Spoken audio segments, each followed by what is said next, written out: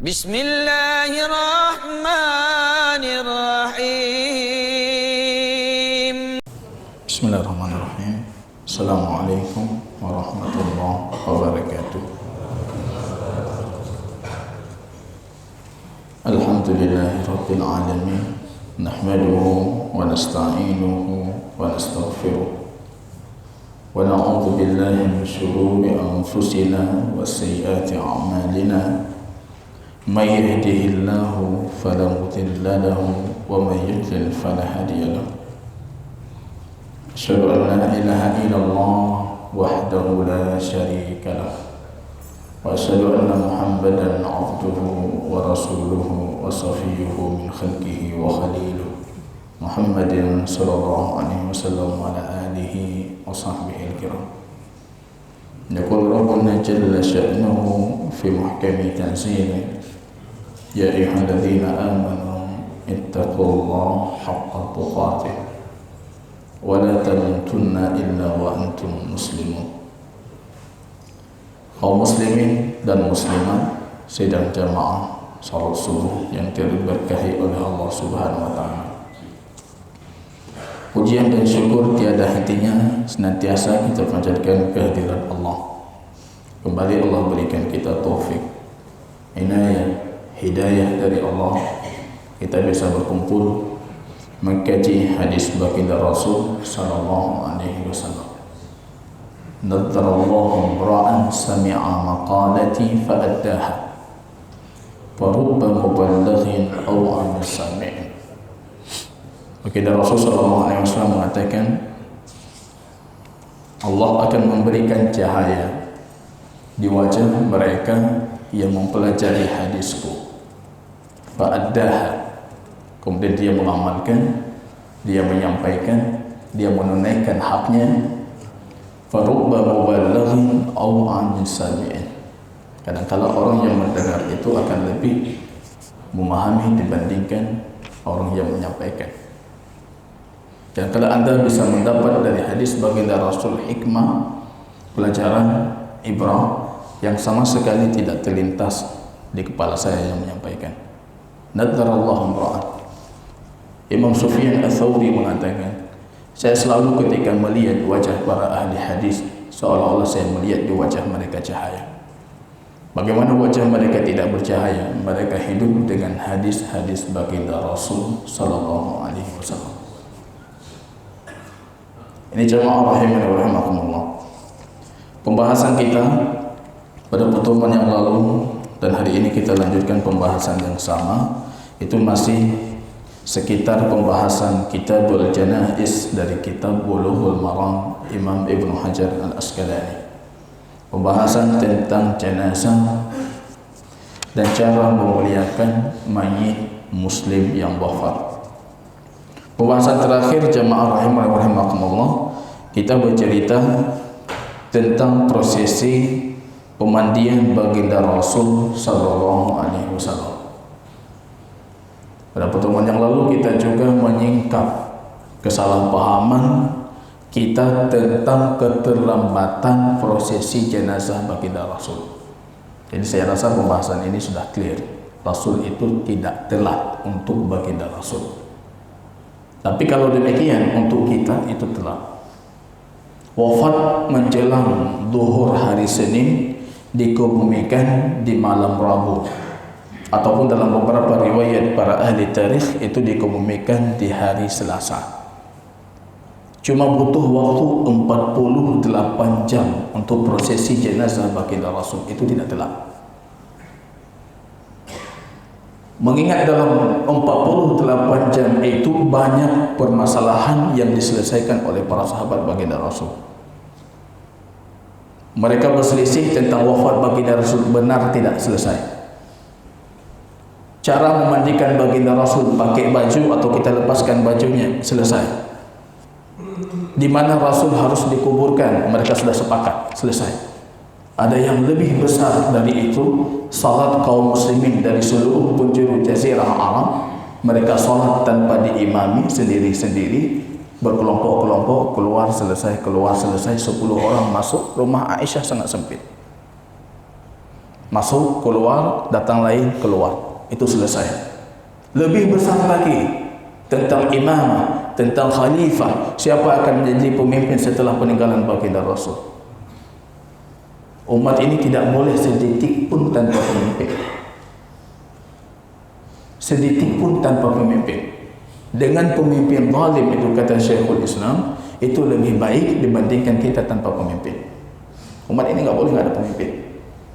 Itu pun selesai. 48 jam selesai semua prosesinya. Semua khilaf-khilaf selesai. Nyatanya pilih kesyik macam pilih minggu. 3 minggu, 1 bulan untuk pemilihan kesyik. Itu selesai, khalifah. Selesai. Jadi kalau kita mendakwakan Rasul kenapa telat? Padahal sunnahnya disegerakan.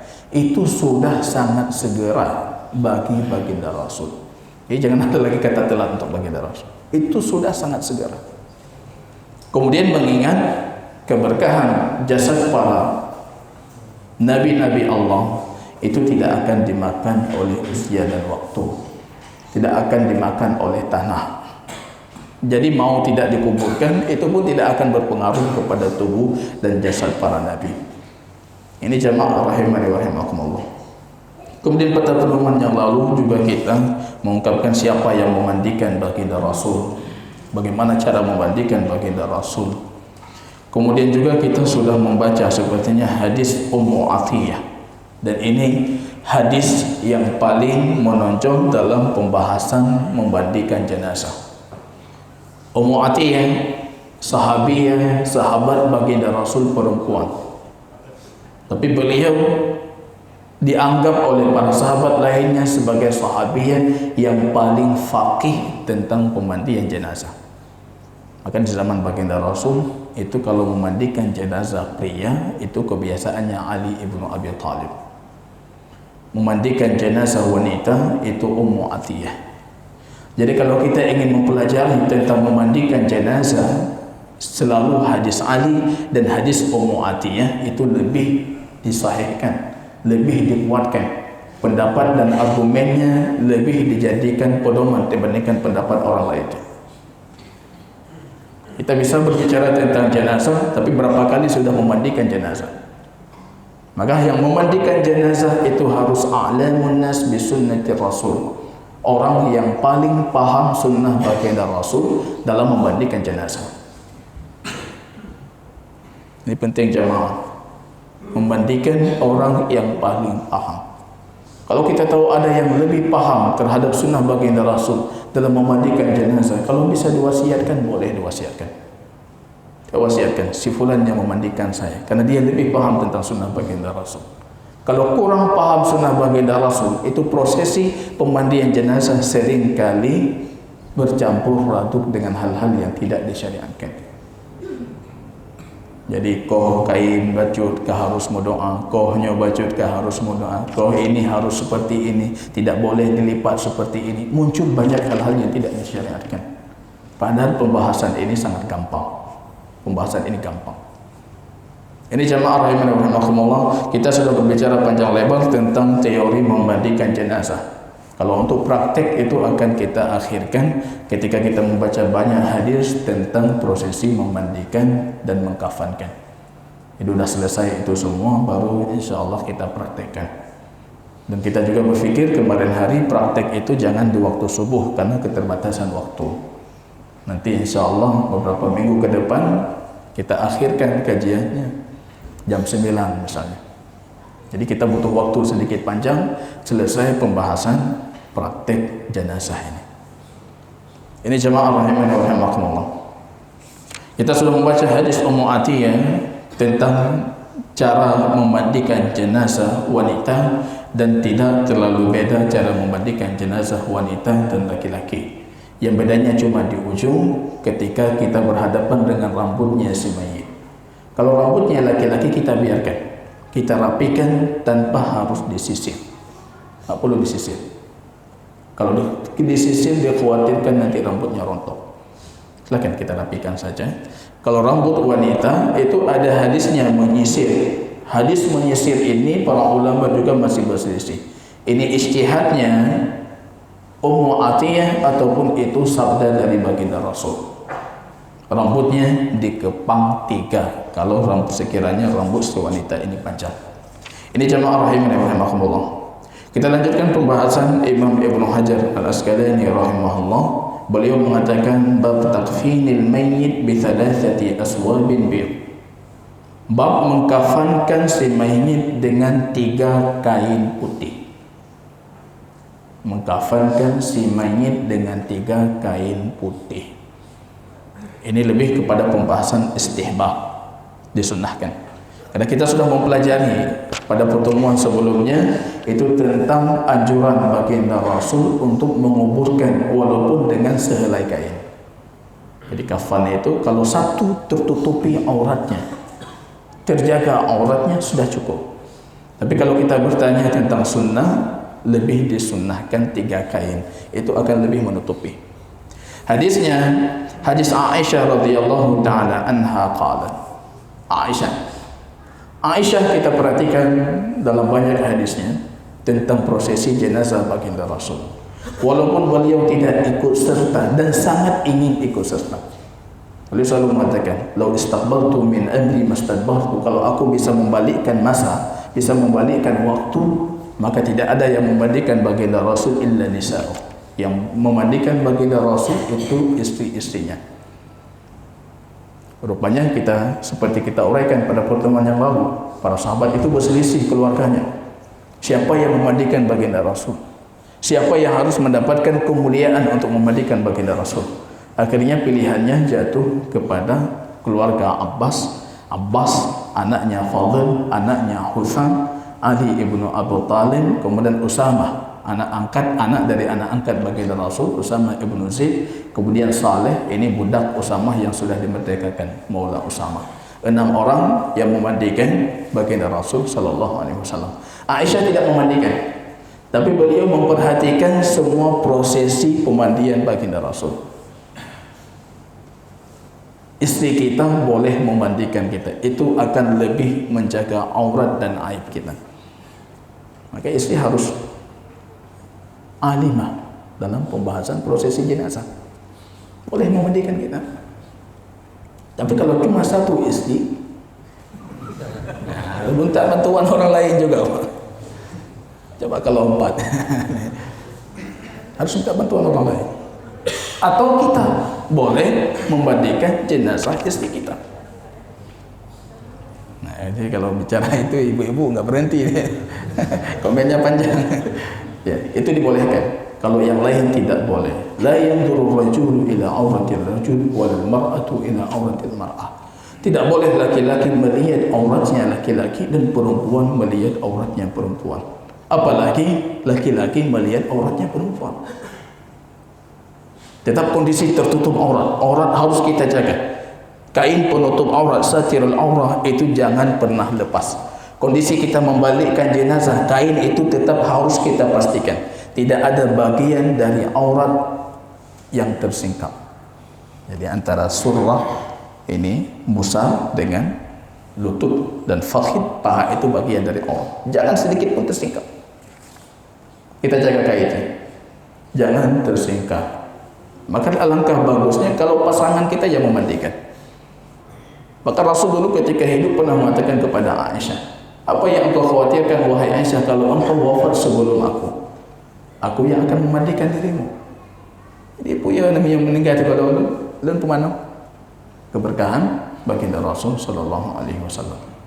Akhirnya qadar Allah yang memandikan baginda Rasul itu 6 dari keluarga baginda Rasul sallallahu alaihi wasallam.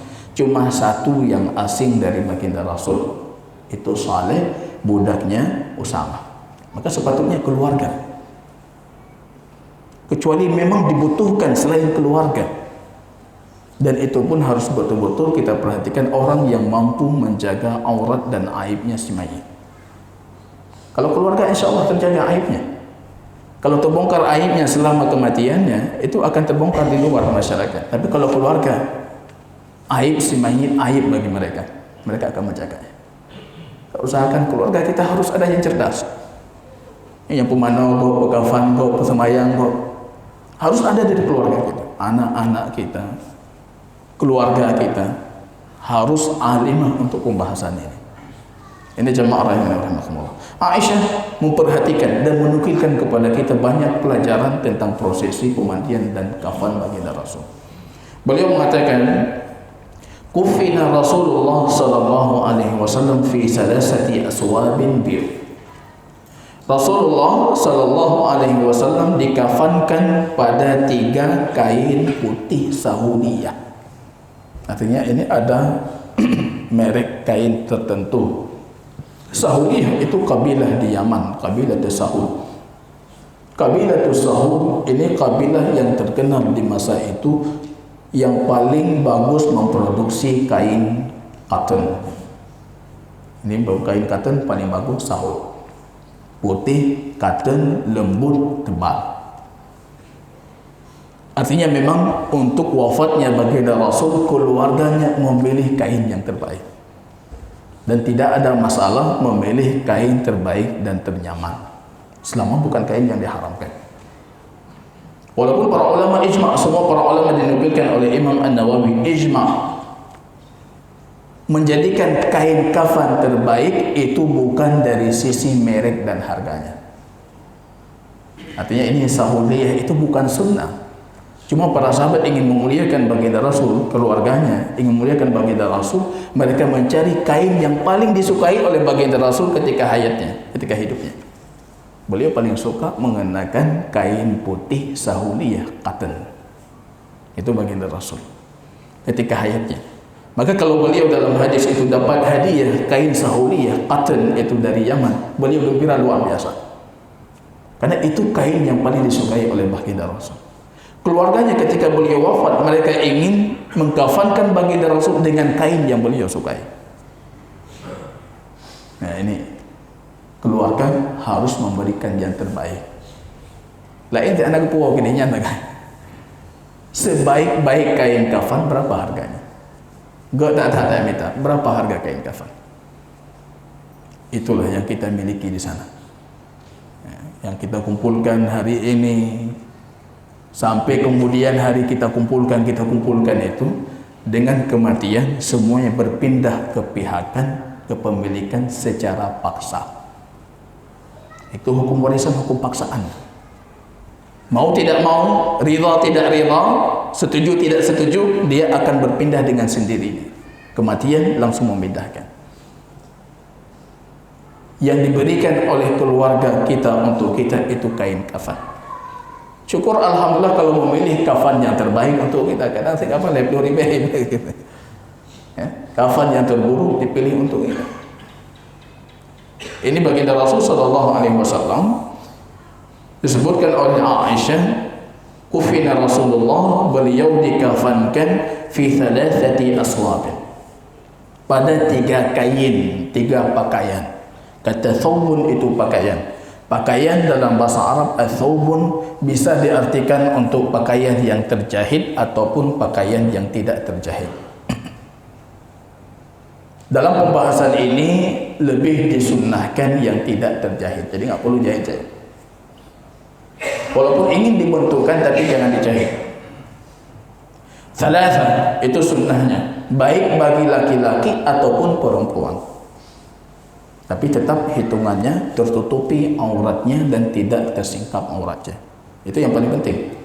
Jadi tidak tembus, tidak nampak warna kulitnya, tertutupi auratnya, itu yang paling kita jaga, bukan hitungannya. Tapi kalau bisa 3 mencukupi, cukup dengan 3. Baik bagi laki-laki ataupun perempuan. Karena kalau kita baca kitab fikih Imam Syafi'i, banyak juga para ulama Syafi'iyah yang menganjurkan 5 kain untuk perempuan. Gunakan 1 kain pendek yang kita gunakan nanti untuk jilbabnya, penutup kepalanya. Kemudian kain yang kita bolongi atasnya itu kita jadikan sebagai baju kurungnya. Jadi lapisan baju kurung kita masukkan kepala, kita kurungkan.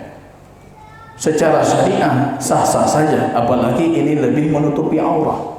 Tapi secara praktek lebih sunnah, kalau cukup 3 kain itu sudah cukup.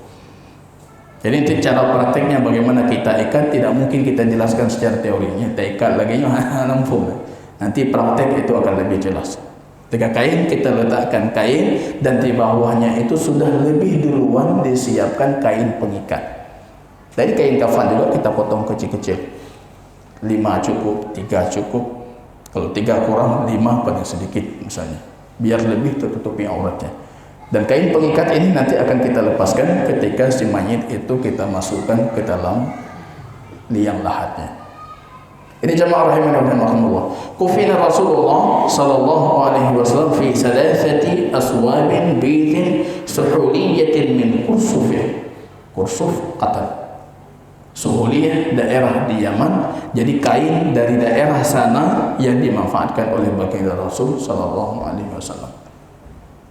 Kalau kita perhatikan dari jejak sejarah, ini tidak tertutup kemungkinan daerah Kursuf itu bukan daerah Muslim, masih daerah Nasraniyah. Jadi tidak ada masalah kita mengimpor dari negara-negara kafir kalau memang itu dibutuhkan. Ini urusan perdagangan duniawi. Tidak ada masalah kita kafankan si mayit dari kain, tapi madainnya madain Cina. Nah, ini gimana Ustaz hukumnya kainnya madain Cina? Enggak ada masalah. Enggak ada masalah. Selama dia dibuat dalam proses yang tahir, suci tetap boleh digunakan. Aisyah melanjutkan mengatakan laisa fiha qamisun wala imamah. Walaupun baginda Rasul kemarin hari kita perhatikan beliau dimandikan dengan menggunakan bajunya tanpa dilepaskan bajunya. Sedangkan kalau mayat selain baginda Rasul ketika prosesi pemandian itu kita lepaskan bajunya. Kita lepaskan bajunya. Dalam prosesinya nanti kita lepaskan. Tidak perlu digunting kecuali kalau memang dibutuhkan. Jangan sedikit langsung gunting, mubazir. Kalau bisa dilepaskan, utamakan dilepaskan tanpa digunting supaya lebih bisa dimanfaatkan. Kalau memang harus digunting, sebab lain, hal lain sebagainya, harus digunting, kita gunting. Kalau bisa dilepaskan tanpa digunting, lepaskan saja tanpa digunting. Aisyah mengatakan, "Laisa fiha qamisun." Beliau tidak mengenakan baju wala imamah, dan beliau tidak mengenakan surban.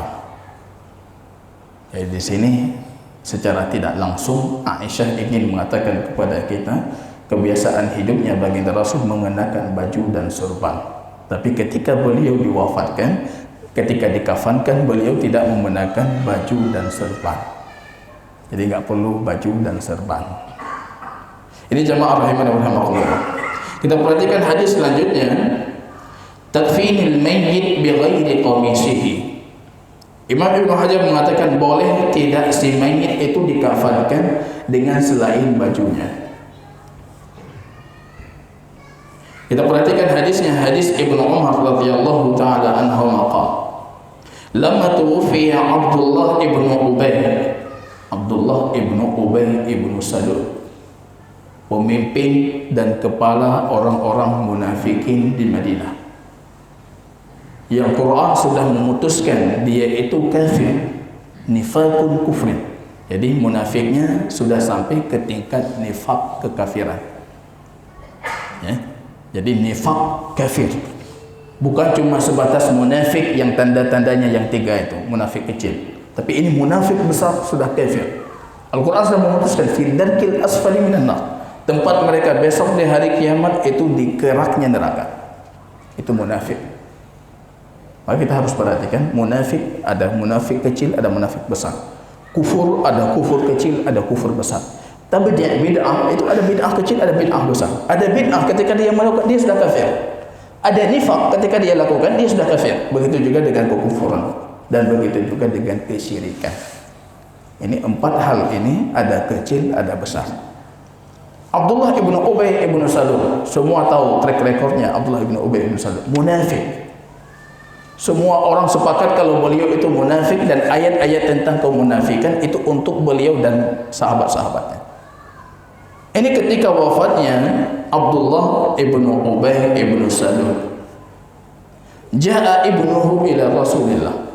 Rupanya anaknya ini datang kepada baginda Rasul. Anaknya sahabat baginda Rasul yang selalu meminta izin kepada baginda Rasul, "Ya Rasulullah, adribu anhu abi." Boleh tidak aku membunuh bapakku? Rasul mengatakan jangan.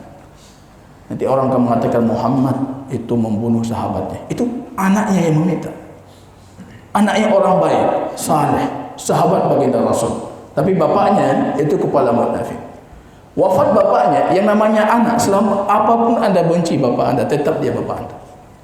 Wafat bapaknya, beliau mendatangi baginda Rasul, mengatakan, ya Rasulullah, a'tini qamisaka ukaffinuhu fi. Berikan aku bajumu wahai baginda Rasul supaya aku kafankan bapakku. Ini artinya dia tahu bapaknya itu munafik. Tapi dia walaupun di neraka rasanya coba diringankan sedikit azab bapak saya. Diringankan sedikit azabnya. Bagaimana caranya? Dengan keberkahan baju baginda Rasul sallallahu alaihi wasallam. Semua asar baginda Rasul yang berhubungan dengan baginda Rasul, ada interaksi dengan baginda Rasul, ada sentuhan baginda Rasul, itu ada keberkahan. Cuma masalahnya hari ini, kalau kata Syekh Albani rahimahullah, tidak ada satupun dalil ilmiah yang menguatkan sisa-sisa baginda Rasul itu masih otentik, terbukti itu punya baginda Rasul. Itu yang enggak ada. Kemarin baru dibawa rambut baginda Rasul ke Indonesia. Nah, bangku puak baginda Rasul dari Turki ke Indonesia. Bangku buka bungkuh, takbir, salawat, Masya Allah. Siapa yang yakin kalau itu rambut baginda Rasul? 1400 sekian tahun dan tidak ada dalil ilmiah satupun yang menunjukkan kalau itu sisa baginda Rasul. Itu kita pergi ke Turki, ke museum itu kita lihat itu baju baginda Rasul ada, tongkat baginda Rasul ada, itu pelana baginda Rasul ada, sepatu baginda Rasul, sandalnya itu ada, lengkap itu. Tongkat Nabi Musa ada, lempengan kayu dari kapal Nabi Nuh pun ada. Lumpuh naik dia. Syekh Albani mengatakan tidak ada satupun dalil yang sahih yang menguatkan kalau itu memang sisa dari baginda Rasul. Tapi kalau kita yakin dengan dalil yang ilmiah sahih itu sisa baginda Rasul, itu bisa kita mengambil keberkahan dan cocok keberkahan. Tapi tidak ada lagi. Tidak ada. Mau cari sandalnya, mau cari apa? Mau kita gambar di peci kita sandal, gambar sandal baginda Rasul, tidak dapat keberkahan. Itu bukan sandal baginda Rasul. Tapi kalau betul itu punya baginda Rasul, itu ada keberkahannya. Setidaknya sebelum kita lanjutkan hadis ini, ketika wafatnya istri dari Abu Talib, ibunya Ali dan ibunya Uqail, istri Abu Talib, Fatimah bintu Asad. Yang kemarin hari kita bacakan hadisnya, Rasul ketika memberikan kain sutra kepada Ali, itu meminta untuk membagi kain sutra itu kepada Fatimah dari keluarga Ali. Dikasih ke istrinya Fatimah, dikasih ke anak Hamzah Fatimah, dikasih ke ibunya yang bernama Fatimah bintu Asad. Fatimah bintu Asad itu ibu kedua bagi baginda Rasul setelah wafat ibunya. Kita tahu baginda Rasul umur 8 tahun itu sudah di rumah Abu Talib. Kasih sayang yang didapatkan melebihi kasih sayang yang diberikan untuk anak-anak mereka. Fatimah bintu Asad. Wafatnya Fatimah bintu Asad dalam hadis riwayat Imam Tabrani, ini kesedihan yang luar biasa untuk baginda Rasul. Beliau mengatakan, sahabat ummi, ibuku telah pergi. Ibuku telah pergi. Maksud ibuku itu bibinya, istri dari Abu Talib. Ketika beliau wafat dikabarkan oleh Ali, ketika ingin dikafankan, beliau memberikan bajunya. Jadi memberikan bajunya kepada Fatimah bintu Asad. Hadis riwayat Imam Tabrani. Beliau mengatakan, la'allaha yukhaffifu anha ma laqiyaha fi qabriha. Mudah-mudahan baju ini akan meringankan apa yang dia dapatkan di kuburnya. Ini akan memberikan kenyamanan untuk Fatimah binti Asad di kuburnya. Jadi kalau sisa langsung baginda Rasul, itu ada keberkahan. Rambutnya baginda Rasul, sisa minumnya baginda Rasul, sisa wuduknya baginda Rasul. Maka para sahabat berlomba-lomba untuk mendapatkan air dari sisa wuduknya baginda Rasul. Ada keberkahan. Boleh memberikan bajunya untuk Fatimah binti Asad. Ada juga kasus sahabat baginda Rasul yang lain yang menyimpan baju baginda Rasul dan menjadikan baju itu untuk dikuburkan bersamanya ketika di dalam kuburnya. Jadi ini kalau betul baginda Rasul, bisa kita bertabarruk, kita mengambil keberkahan. Kasusnya anaknya Abdullah ibnu Ubay ibnu Salul mendatangi baginda Rasul mengatakan, "A'tini qamisaka ukaffinuhu fi." Ya Rasulullah, berikan aku bajumu supaya aku kafankan bapakku dengannya. Ini para ulama masih berselisih, ini dikafankan maksudnya apa? Yang lebih dekat kepada penjabaran, bajunya baginda Rasul itu dimasukkan ke dalam kain kafannya. Bukan bajunya dibelah dijadikan kain kafan, tapi bajunya dimasukkan ke dalam kain kafannya. Ukaffinuhu fi. Dalam satu riwayat, rupanya permintaannya ada beberapa permintaan. Wastaghfir lahu, minta ampun untuk bapakku ya Rasulullah, berikan bajumu, aku kafankan bapakku, minta ampun untuknya, wasalli alaihi wad'u lahu, dan salatlah untuk bapakku dan berdoalah untuk bapakku. Ada 4 permintaan di sini. Istighfar untuk bapaknya yang merupakan pentolan munafikin, doa untuk bapaknya, salat untuk bapaknya. Kemudian bajumu. Rasul sallallahu alaihi wasallam a'tahu iya, memberikan bajunya. Kira-kira ini baju baginda Rasul untuk pentolan munafikin yang sudah dihukum oleh Al-Qur'an kafir. Fi darkil asfali minan nar. Bermanfaat enggak baju baginda Rasul ini? Bisa meringankan azabnya? Rawi mengatakan ini bagian dari syafa'ah, dan syafa'ah itu tidak bermanfaat kecuali biizni Rabbih, kecuali dengan izin Allah. Jadi kalau Rasul cuma memberikan syafaat tapi Allah tidak mengizinkan, tidak dapat.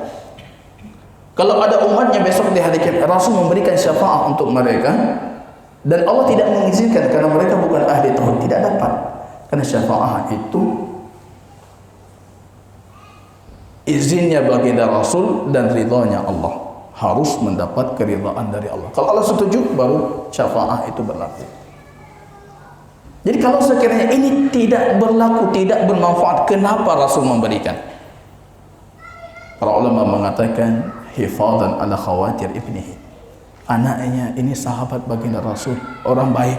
Kalau Rasul mengatakan hana bajai awal, bagaimana perasaan anaknya yang sedang dirundung duka?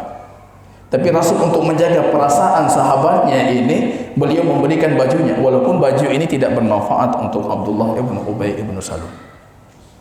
Dalam riwayat yang lain, hadis Imam Bukhari, rupanya di situ ada penguatan lebih lain lagi. Rasul sallallahu alaihi wasallam ketika mendatangi Abdullah ibn Ubay, rupanya Abdullah ibn Ubay ini sudah dikuburkan. Kemudian Rasul meminta untuk mayatnya Abdullah ibn Ubay dikeluarkan. Ketika dikeluarkan, beliau baru memasukkan bajunya kepada kain kafannya Abdullah ibn Ubay. Dua-duanya ini hadis yang kuat. Para ulama tidak terlalu memperdetail pembahasan hadis ini karena kurang faedah dari sisi apa manfaat kain itu untuk Abdullah ibn Ubay ibn Salul. Ada yang mengatakan ini untuk menjaga perasaan anaknya. Kalau kita kembali ke buku sejarah, rupanya baginda Rasul ketika perang Badar, di situ tertawannya Abbas, pamannya baginda Rasul. Dalam kondisi bajunya sudah compang-camping, sudah rusak akibat peperangan. Rasul meminta baju dari para sahabatnya untuk menutupi tubuhnya Abbas. Boleh mencari siapa yang punya ukuran sama dengan Abbas. Rupanya ketika itu ukuran yang sama dengan Abbas cuma ukuran Abdullah ibn Ubay ibn Salul. Ini juga hadisnya sahih. Ukurannya sama. Maka Rasul mengambil baju Abdullah ibn Ubay ibn Salul, diberikan, dihadiahkan untuk Abbas. Maka para ulama mengatakan ketika wafatnya Abdullah ibn Ubay ibn Salul, baginda Rasul ingin mengembalikan kebaikan yang pernah dilakukan oleh Abdullah ibn Ubay. Maka caranya apa? Beliau memberikan bajunya kepada Abdullah ibn Ubay ibn Salul. Ini adab kita. Idza utita hudita syai'an fakafi. Kalau engkau diberikan sesuatu, maka balaslah. Nah, yang gijuk sabuh mangkok, tewo benar so lah mangkok. Baik mangkok so. Jangan mangkok kosong. Ini mendekati bulan Ramadan. Buka puasa ada yang menghadiahkan dari tetangga, kita kembalikan mangkoknya masih kosong. Jangan seperti itu. Fakafi, balas dia. Dan cara terbaik untuk membalas, balas dengan cara yang lebih baik. Kalau tadi diberikan kuah, kita isi lebih banyak dagingnya. Berikan dengan cara yang lebih baik. Wa illam tajidu, kata Rasul, kalau tidak ada cara kalian bisa membalas kebaikan tersebut, faqul lahu jazakallahu khairan. Jadi enggak ada lain pihitan, jazakallahu khairan. Ini lebih baik. Semoga Allah membalasmu dengan banyak kebaikan. Ya, ini lebih baik dibandingkan apa yang kita berikan. Kalau Anda tidak mendapatkan, jangan terima kasih. Terima kasih, terima kasih. Jangan terima kasih. Jazakallahu khairan. Bahasa Arab boleh tidak bisa, tapi ini harus dihafal. Jazakallahu khairan. Jazakallahu khairan. Semoga Allah membalasmu dengan kebaikan yang lebih besar.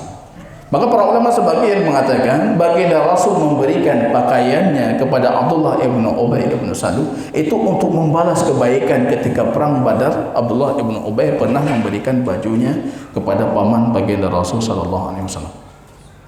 Insyaallah dalam perjalanan baginda Rasul ingin salat kepada Abdullah ibn Ubay, berjumpa dengan Umar. Ya Rasulullah, atusalli alaihi wa huwa ra'sul munafikin. Bagaimana engkau salat kepada si Abdullah ibn Ubay ini? Dia itu kepala orang munafikin. Jangan salat. Kafir, untuk apa kita salatkan? Rasul mengatakan, ya Umar, fali khairatan. Allah sudah memberikan aku dua pilihan. Karena ayatnya, in tastaghfir lahum aw lam tastaghfir.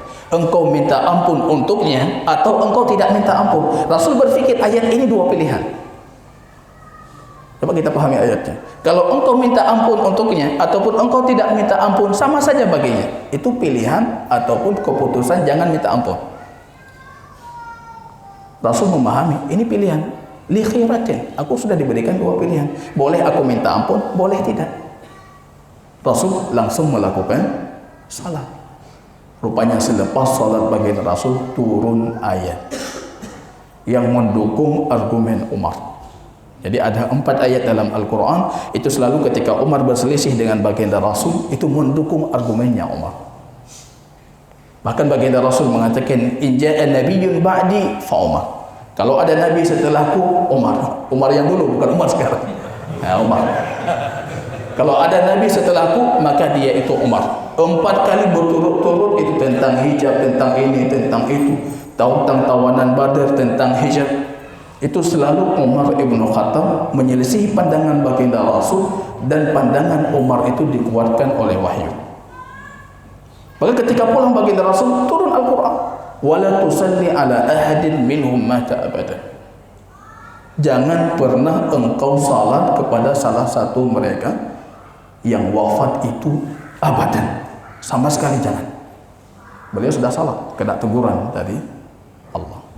Ini artinya ranahnya kita harus tahu betul. Baginda Rasul itu ada ranah ijtihadiyah dalam pembahasan tertentu. Tapi kalau ranah ijtihadiyah baginda Rasul ini dalam pembahasan syar'i, kalau salah akan ditegur. Maka semua ijtihadat baginda Rasul kalau pembahasannya syariah ibadah itu tetap wahyu. Karena kalau salah ditegur. Tapi kalau pembahasan non ijtihadiyah, bukan pembahasan syar'i, itu walaupun salah, Allah tidak menurunkan ayat untuk menegur. Jadi kita harus memilah baginda Rasul itu abdun wa rasul. Bukan cuma rasul, beliau itu abdun, manusia hamba juga. Dalam ranah tertentu duniawi, beliau berijtihad. Kadang-kala beliau berijtihad untuk ranah syariah, tapi kalau salah ditegur. Maka semua ranah syariah baginda Rasul itu harus kita ikuti. Tapi kalau ranah non syariah itu tidak tertentu kita mengikuti. Bahkan kadang-kala itu bukan sunnah kita mengikuti. Supaya beliau suka kain ini, boleh suka buah ini, boleh suka ini, boleh suka ini. Bukan sunnah memakan semangka, bukan sunnah memakan ini karena Rasul memakannya. Tapi kalau anda memakannya karena mencintai baginda Rasul, Anas mengatakan, saya tidak suka labu, tapi saya melihat baginda Rasul paling suka dengan labu. Akhirnya saya suka labu. Coba lihat cintanya mereka itu. Saya tidak suka labu, tapi saya lihat baginda Rasul itu paling suka dengan labu. Akhirnya saya suka labu. Cintanya menjadikan mencintai labu seperti baginda Rasul menyukainya. Ini kita dapat pahala cintanya, bukan pahala makan labunya. Terus hadis orang Mekah buah labu kagak tu hadis. Ini hadis baginda Rasul. Rasul itu paling menyukai buah labu. Itu terjadi sama seperti tahun-tahun belakangan ini. Dulu abad-abad 4 Hijriah itu pedagang-pedagang di pasar itu, kata Abu Hanifah, itu siapapun profesi selalu menjual hadis untuk mendukung profesinya. Yang mekat bawah timun ka ngah hadis bawah timun ka. Yang mekat bawahnya ngah hadis semua untuk mendukung. Maka Imam Abu Hanifah mengatakan, bagaimana aku bisa menerima hadis keluar dari Mekah Madinah segini sampai ke kami di Kufah segini. Jadi hadis eno teruk buat kamu ka eno banyak. Ya, maka ini kita harus memahami uzur terhadap madhab Abu Hanifah. Jadi kita perhatikan jamaah rahimani wa rahimakumullah, beliau memberikan bajunya untuk Abdullah ibnu Ubay ibnu Salul, dan itu insya Allah tidak bermanfaat untuknya, dan baginda Rasul mendapatkan teguran. Jadi nggak perlu beristighfar untuk mereka, bahkan jangan salat kepada mereka, karena salat baginda Rasul itu istighfar. Salat baginda Rasul permohonan ampun. Ini jamaah rahimani wa rahimakumullah. Kita cukupkan pembahasan ini, satu hadis lagi, istihbab al-kafan al-abyad, disunnahkan mengkafankan dalam kain putih. Yang beruntung mereka yang menggunakan pakaian putih. Itu sunnah bagi kita menggunakan pakaian yang putih. Hadis Ibnu Abbas radhiyallahu taala anhuma anna Nabiy sallallahu alaihi wasallam qala ilbasu min siyabikum al-bayad. Kenakan dari pakaian kalian itu yang berwarna putih. Dalam hadis disebutkan fa innahu atqa ila rabbikum wa athhar. Jadi pakaian putih itu lebih bersih. Kalau ada noda, ada kotoran langsung nampak, kita bersihkan. Tapi kalau pakaian bukan warna putih, itu akan lebih menutupi noda. Athhar, lebih suci. Selain alasan lebih suci, Rasul mengatakan fa innaha min khairi siyabikum. Dan ini pakaian terbaik untuk kalian. Putih itu pakaian terbaik. Putih itu pakaian terbaik untuk kita. Lebih suci, lebih dekat dengan karakter muslim, dan itu lebih baik untuk kita. Fa innaha min khairi siyabikum. Jadi kalau kita lihat dari hadis ini, kalau kita mencari kafan terbaik itu kain putih. Nah, ini hadis, sehendaknya kalian itu mencari kafan terbaik untuk mayit kalian. Maka semua para ulama sepakat, kafan terbaik itu tertutupi auratnya, lebih tebal, lebih menutupi auratnya, tentunya dengan syarat kafan terbaik itu putih. Imam Nawawi mengatakan bukan harga dan mereknya. Bukan harga itu yang menentukan terbaik, tapi tetap putih. Karena Rasul mengatakan di sini fa innaha min khairi siyabikum wa kaffinu fiha mautakum. Dan kafankan di situ, di kain putih itu mayat-mayat kalian. Para ulama mencari adalah kenapa alasan yang baik itu pakaian putih, karena pakaian putih akan lebih mengingatkan kita kepada kematian. Jadi kain seperti inilah yang akan kita kenakan. Kain seperti ini yang akan kita kenakan, akhirnya kita akan senantiasa dalam kondisi mengingat kematian. Wallahu ta'ala a'lam bishawab.